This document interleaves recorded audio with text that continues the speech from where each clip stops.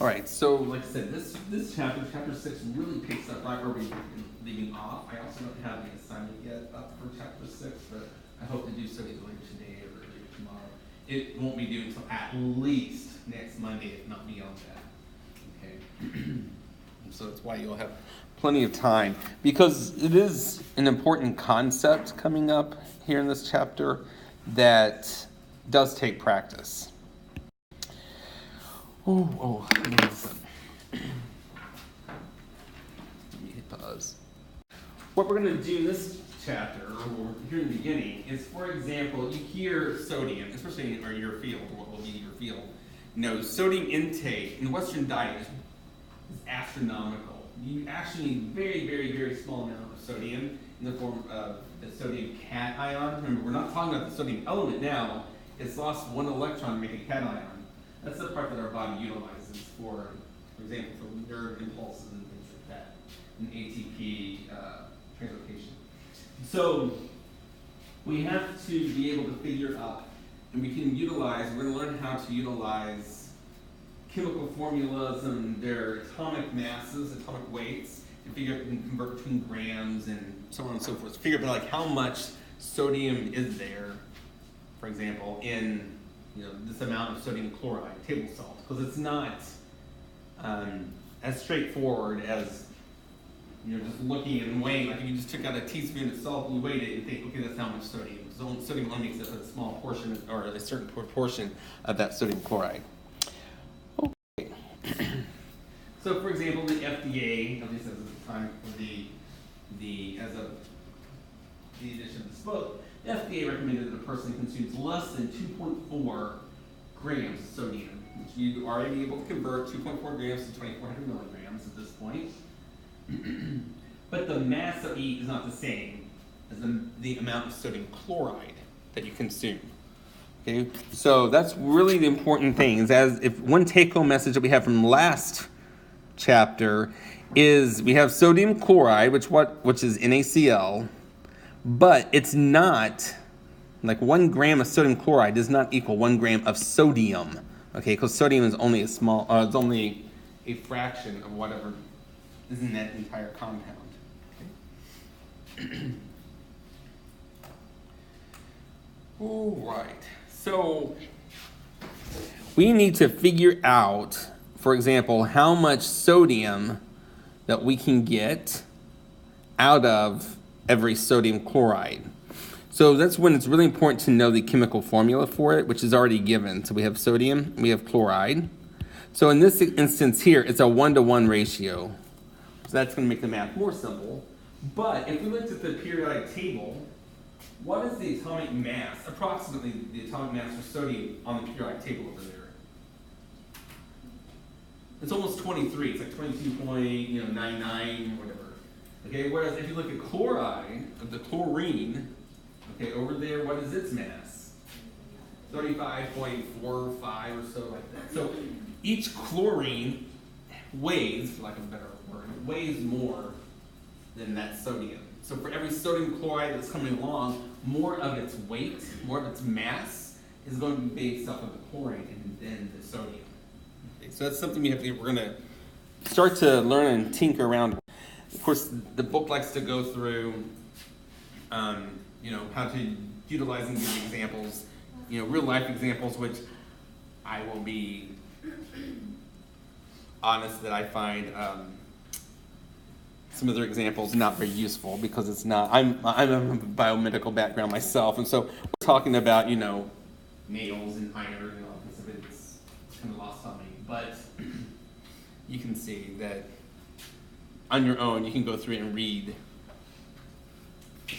I guess we can work it out. So, for example, the old-fashioned way is if you went to buy nails at a hardware store, they would sell them by the pound.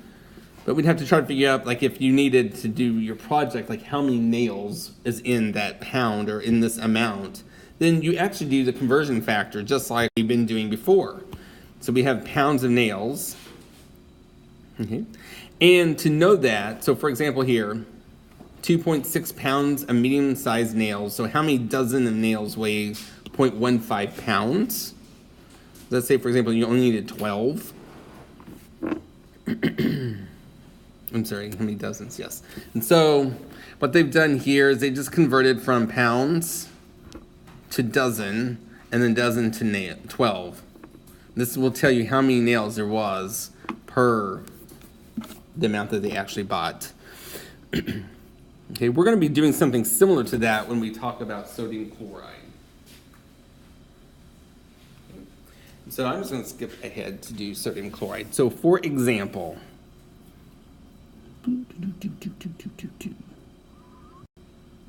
oops, let me just do this one.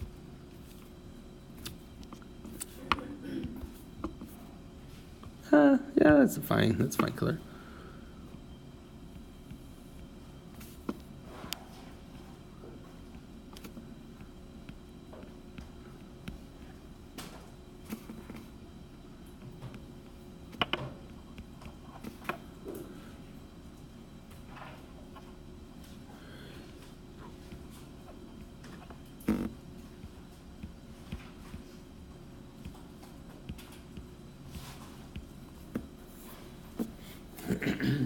Okay.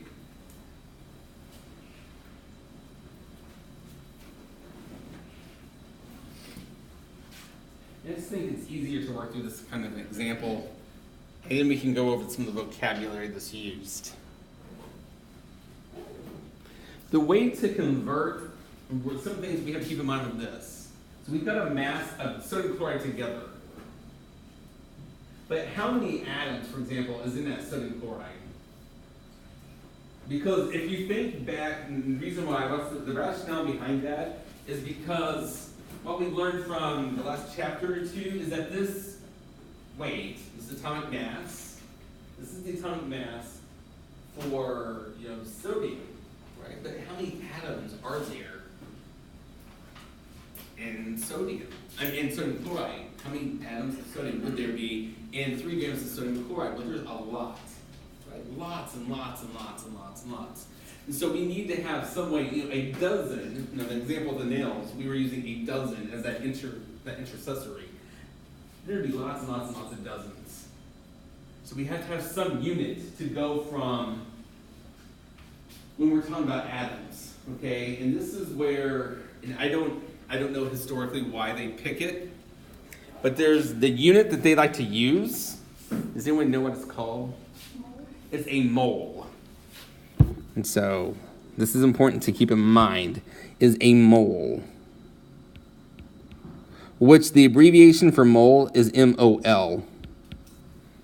Not much of an abbreviation, but it is. And so if I said a dozen, how much is a dozen? Like how many items are in a dozen A's? 12. What about a baker's dozen? Anyone know what's a baker's dozen? 13. What's a gross? That's a really old one. That sometimes if you buy like fireworks, like they say about the gross. Does anyone know what a gross is? It's 144. Right? But those like a dozen has 12. So it equals a certain number. A century, or a cent is 100, right? 100th. Well, a mole is a number, and so 1 mole is equal to this ridiculous number. Let me make sure that I don't.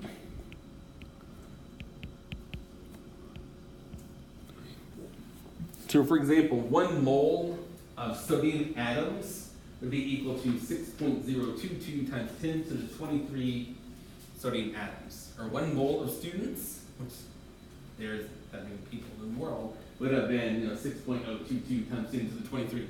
But it's just a really, really big number because we're looking at things that are so tiny that it just makes it easier. Okay. One other, it's not cheating, but one other shortcut is that the AMU that's listed up there, that 22.9 from here, 98977 blah blah blah for sodium, that is how many grams a mole of sodium weighs. That is the mass. And so now we can actually take that, it's called that atomic mass. Remember the atomic mass units? So for example, the atomic mass of sodium, which I'm going to abbreviate it to 22.99 AMUs. Well, that also means that it's 22.99 grams of sodium for every 1 mole of sodium. This is very, very important. You know, a mole is a very foreign concept.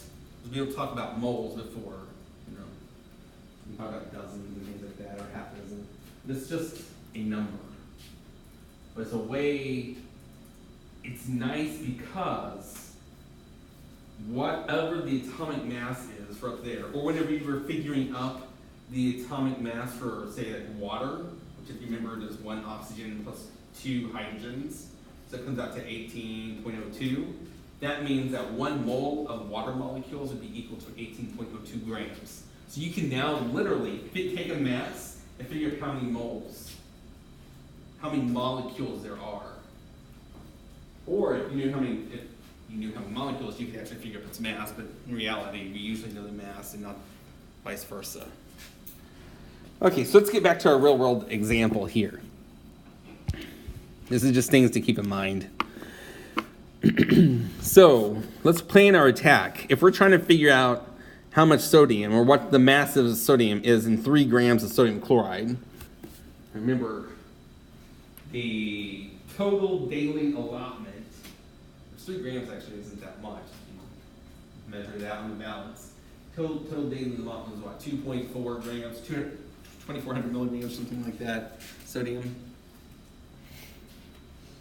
So what's our plan of attack? Well, we have sodium chloride in grams. So we can actually go from that to figure out the number of moles of sodium chloride molecules. Okay.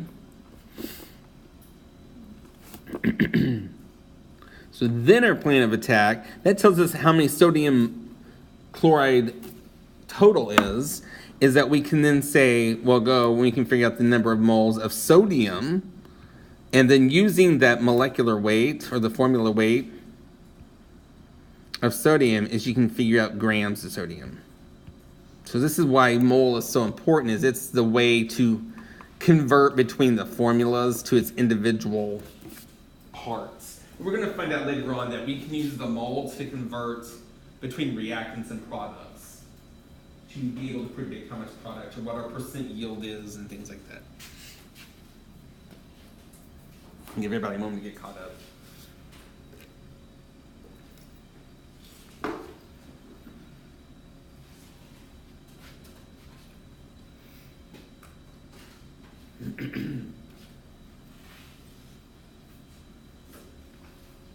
All right.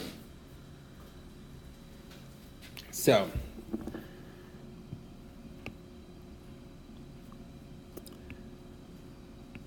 don't let me forget that we're looking at 3 grams because I'm running out of room here. So what do we need to know? Well, what we need to figure out is we need to figure out the atomic mass of sodium chloride and the atomic mass of sodium, which we just get that directly from the periodic table. So sodium chloride's atomic mass is going to be equal to 1 sodium, which is 22.99, and 1 chloride. What in the world is that? It's like something crawling and coming. Okay, that's lovely. 1 chloride, and chloride once again was what, 35.45, I think. And since it's a 1-to-1 ratio, we just literally add those two together, which I don't want you to have to get my calculator out. So you want to definitely check my. It's what, 58.44. And so remember, this literally means that 58.44 grams is equal to 1 mole of sodium chloride. And then sodium itself, by itself, is 22.99. I got that from the periodic table. Sometimes the way that they like to write these units are grams per mole. Rather than always writing out as equal to 1 mole, they'll write it that way. But literally what that means is 22.99 grams for every 1 mole. The 1 isn't applied. This is the way of doing it. Okay, so I think that they like to call it a solution map in your book. I guess I never really called it much of anything. But that's what we're doing right here is the solution map.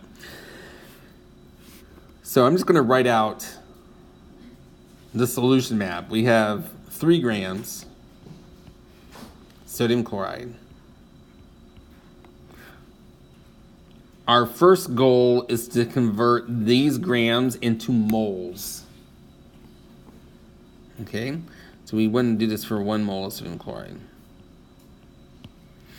So it means that grams has to be on the bottom, so that way they cancel out, and that means that that 58.44 grams is going to go in the bottom.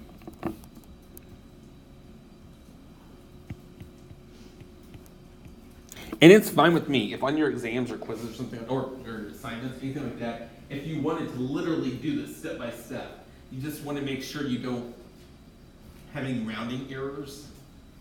So you want to leave a few more numbers out. Because if you kept rounding, to 2 digits or 2 figures after each step, your final answer could be considerably different than what it should be. I'm going to go ahead and do it all in one, but at this point in time, this would tell you how many moles of sodium chloride we have. Now, we want to go from moles of sodium chloride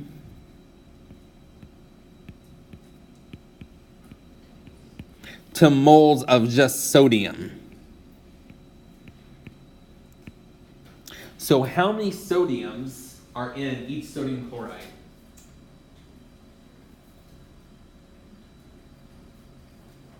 This is where we look at the chemical formula, NaCl. So how many NAs are there in how many NAs are there in NaCl? That's a mouthful. What's the ratio? It's 1. It literally means it's just 1. Whereas if we had H2O and we were asking how many hydrogens, there'd be 2. Okay, so that means for every mole, I'm not skipping steps here, every mole of sodium chloride is going to have 1 mole of sodium.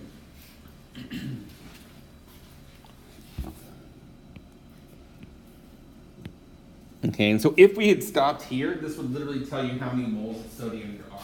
But we were trying to figure out what the mass was of the sodium. And so we want to convert 1 mole of sodium into grams.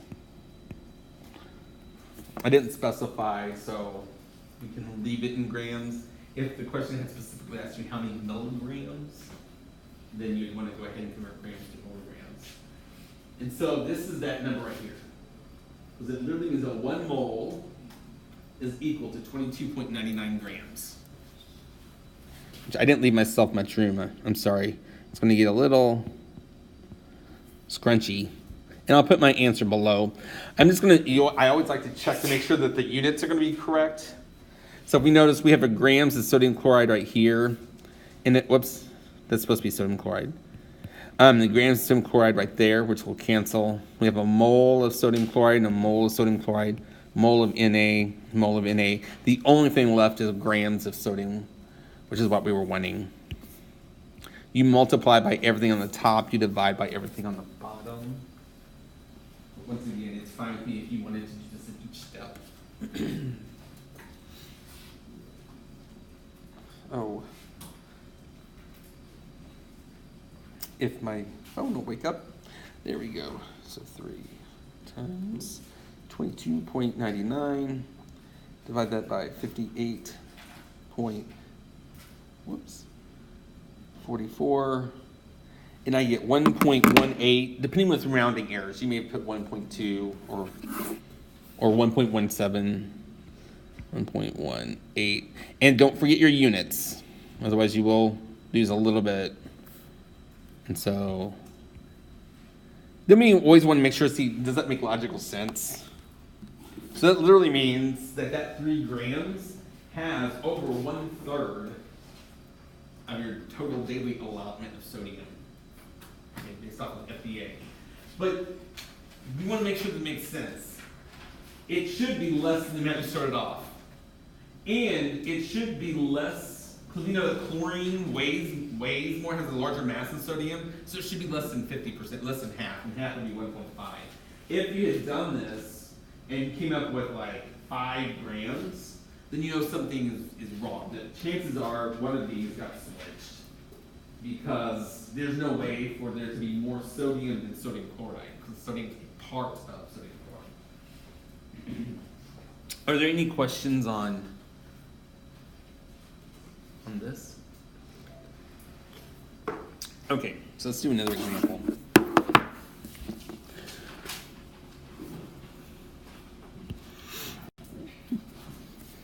Let's see. Ignore this first thing that I'm going to write down. This is the, actually you don't have to, you can write it down too.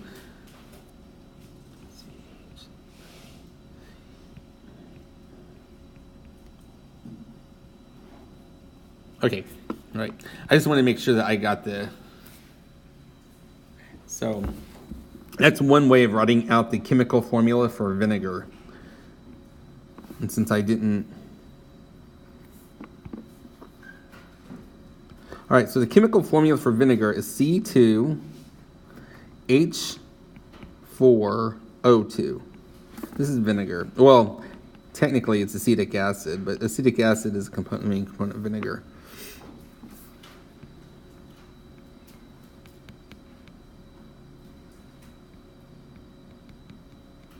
Okay, so it's acetic acid, which usually if you look at vinegar, sometimes they'll say like 3% or 5% acetic acid. Also, if you take ethanol, alcohol, and you let it set for long periods of time to where it oxidizes, called oxidation, it makes vinegar, it makes acetic acid. So if you've ever heard someone talk like wine has on swell, it's one of the byproducts. Taste like vinegar. Okay. So here, this is the, what I'm going to give you a moment to try to write out what is the mass of oxygen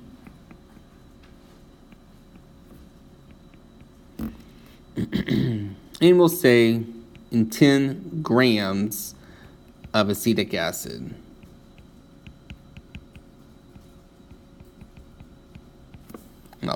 All right, so this time it's the same thing, but I'll break it down step by step, because that's what some of you may prefer the way that you do it. And so let's do the solution map. Once again, we're given grams of acetic acid. So it's grams of acetic acid, which I'm just going to abbreviate acetic acid as AA. And we want to go from grams of acetic acid to moles of acetic acid. And then moles of acetic acid to moles of oxygen. And then from moles of oxygen to grams of oxygen. Go! Okay. So now I'm going to do it step by step. One of the first things is with both of these, we need to know what the molecular weight is. Molecular weight and formula weight gets often is used interchangeably. Okay, so let's figure out the formula weight and the molecular weight for the acetic acid. So we have 2 carbons. So that's 2 times 12.01. We have 4 hydrogens. So it's 4 times 1.01. And we have 2 oxygens. So that's 2 times 16. Okay, so when I add all of those up together, 2 times 12.01 plus 4 times 1.01 plus 2 times 16, I get 60.06. This time I'm going to say grams per mole of, and it's acetic acid, but I'm just going to write it as AA. Because that's important to know. And later on, we can go ahead and figure up the one or write down the one for oxygen. Remember, it's 16 grams per mole. or 15.9994 or whatever it is up there, but I'm going to say 16. Okay. So we're doing what, 10 grams? I'm going to just shift this over just a little bit. Give myself more room. All right. So first step, this time I'm going to break it down step by step. This first step is go to grams of acetic acid to moles of acetic acid. And so we go 10 grams.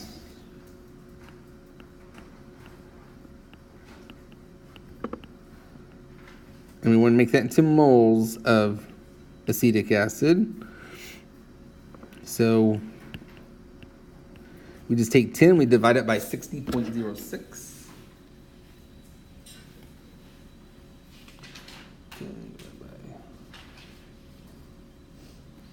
And like I said, this time I'm going to go ahead and write out several decimal points.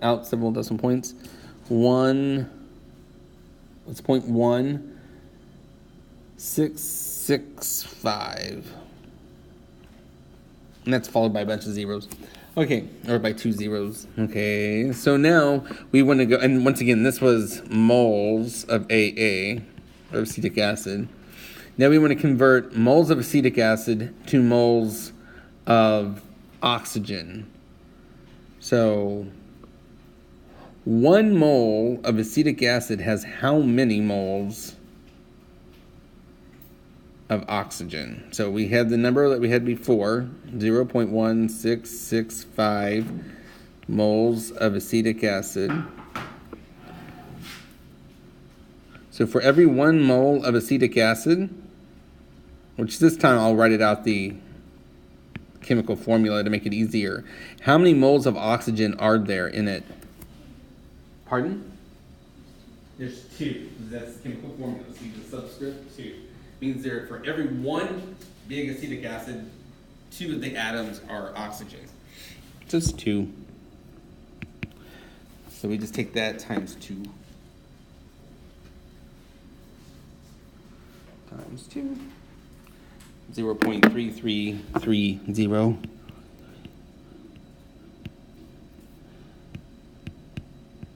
And then finally we want to convert that to grams. So we would have, whoops, sorry, I didn't mean to hit that. So for the last step is 0.3330 moles of oxygen.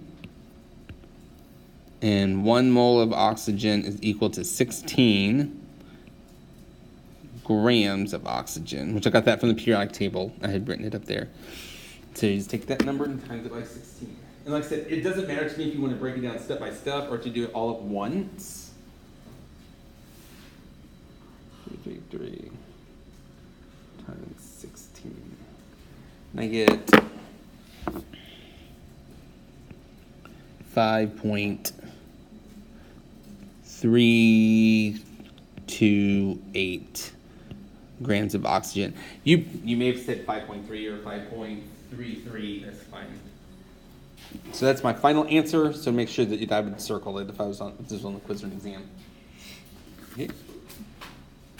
And then we want to make sure it makes logical sense. First of all, we ended up with the correct units. That's always important. But does it make sense? 5 grams is definitely less than 10, and it should be less than 10. And if we just think about it logically, oxygen has a much larger mass than hydrogen, and considerably larger than carbon. So hydrogen has a very, very, very small mass. All right. Are there any questions over this? After I upload the PowerPoint to MyFire, what you can do is go through and look, like just read this. This is the kind of stuff that I've been doing right here. They call it the chemist's dozen, but it's not a dozen. That's a mole. And then it gives other examples too. Once again, they really, that number, by the way, that 6.022 times 10 to the 23 is called Avogadro's number. Avogadro was a scientist back in the day. And so it's just his number. And by the way, October the 23rd, chemists usually call that mole day for 10 to the 23rd. It's a little let you know. The American Chemical Society has like these little moles that they sell, like these little stuffed animal moles that they sell too. And just like, since a mole is a number, you can have things like millimole, which would be 1/1000th of a mole, or you can have a micromole, which is 1/1,000,000th of a mole, or you could have a kilomole. I've never seen people with atomic moles, I guess, but which would be 1,000 moles. So that is. But yeah, the next. This is where I got that idea of the solution map. And so they take you through. You could also figure out how many go from moles to atoms if we specifically had asked. Like I could have asked you how many atoms of oxygen there were in that 10 grams. And then for that last step, instead of going from moles to grams, you can go from moles to atoms. And remember, 1 mole is equal to 6.022 times 10 to the 23rd. For nursing, and actually even for biochemistry, usually that's not very useful. And since we're not usually talking about the atomic level, we're talking about macroscopic. So that's why they're going. This is to show you that just because it's the same number of things, they can take up different masses in different space. Okay. So it should make sense. Just like you could take 12 babies, a dozen babies, and a dozen sumo wrestlers, and they're going to have very different masses, right? And so it's the same thing here. Just to show you stuff. All right, and this is just tells you once again, I just want to point this out, the fact that, see here, don't be alarmed. Like that looks like a weird unit, that grams per mole, it's the same thing as the AMU. That literally means that 1 mole would weigh, or have the mass of 63.55 grams. And so that's the way that sometimes they will even give this as a mass unit. Okay, just as a heads up. Okay. All right, and the very last thing, or where we're going to leave off with, see, there are lots of examples, is this whole idea. It's called, here, let me just go this way. Molar ratios. Mass percents, molar ratios. It's based off of the ratio.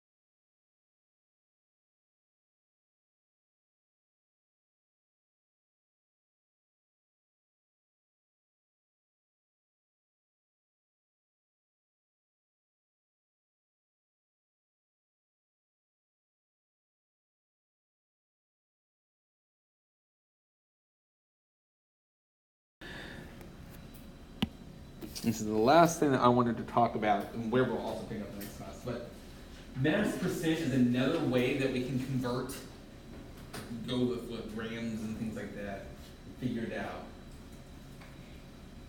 For me personally, it was easy to figure up mass percent, and I'll show you an example in just a moment. But it was difficult to put it into use. It was just much easier for me to use moles than it was for me to use mass percent. And usually, concentrations and stuff are used moles over mass percent, usually. But I'll just do an example real quick, or set up the example, is if we wanted to look at mass percent, I'm going to abbreviate this, of oxygen in water. The way to do that is literally, you take the mass of the oxygen in the sample, divide it by the mass of the sample, which in this instance would be H2O. And so, and I picked this one because I knew the number's really easy. Oxygen, every oxygen weighs about 16, and water is 18.02 grams per mole. And then, since it's a percent, you just multiply it by 100. So the mass percent of water is literally 16 divided by approximately 18. And now my phone is not going to work with me. Of course. So yes, what is going on? I'm crazy. 16 divided by 18.02 times 100, and it's 88.8%.